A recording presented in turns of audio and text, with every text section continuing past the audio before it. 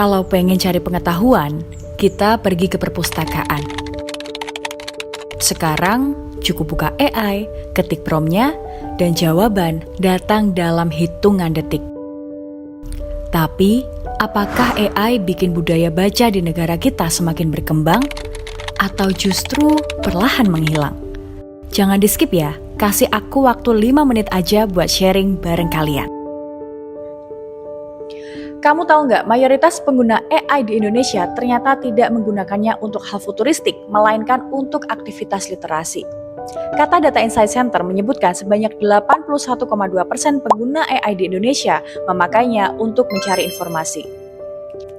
Sedangkan survei dari Tirto bersama Jakpa terhadap 1.501 pelajar dan mahasiswa, sebanyak 86,21% menggunakan AI untuk mengerjakan tugas, merangkum jurnal, menulis esai, dan mencari referensi.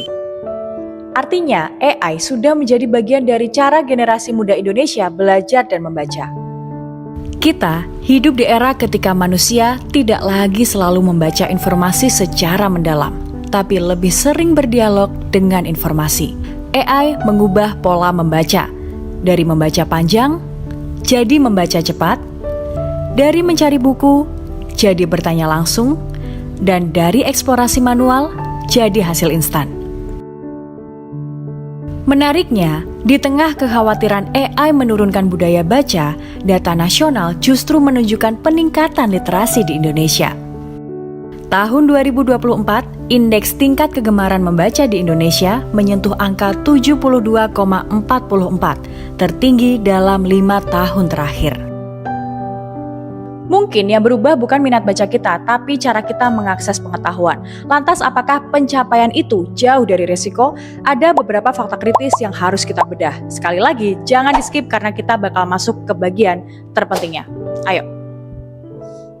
Pertama, 75% anak Indonesia bisa membaca tapi tidak memahami apa yang mereka baca. AI memotong jalur berpikir mendalam yang seharusnya menjadi sarana untuk melatih otak. Padahal literasi bukan hanya satu kemampuan, melainkan sebuah ekosistem kognitif. Membaca, memahami, mengkritisi, mensintesis, dan mengekspresikan. Kalau rantai ini putus di titik manapun, yang terjadi adalah ilusi literasi. Orang merasa sudah melek, padahal hanya konsumtif. Kita geser ke resiko kedua.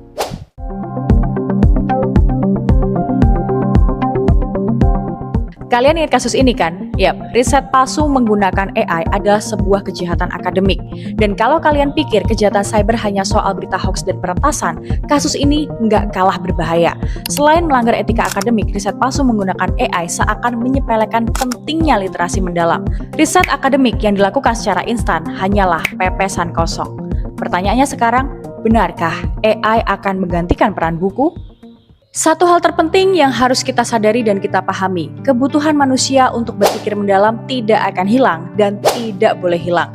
Buku fiksi memaksa kita untuk terus menumbuhkan empati dan imajinasi.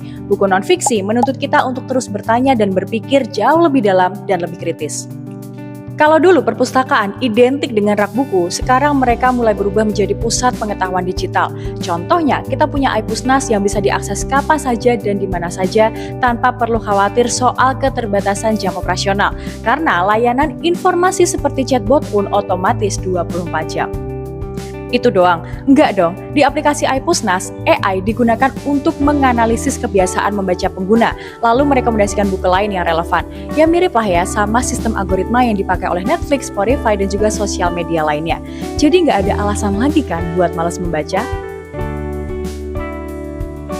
Hasil instan bukan berarti selalu tepat.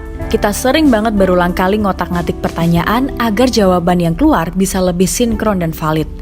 Artinya, skill bertanya dan berpikir kritis harus dimiliki untuk mencari jawaban yang kritis pula. Dan pertanyaan kritis selalu dimulai dari literasi mendalam. AI adalah senjata yang bisa menjawab apapun, tapi yang tidak dimiliki oleh mesin adalah nilai-nilai kemanusiaan. Tanpa kebijaksanaan dan kehati-hatian, bukan tidak mungkin kalau senjata itu bisa melukai diri kita sendiri.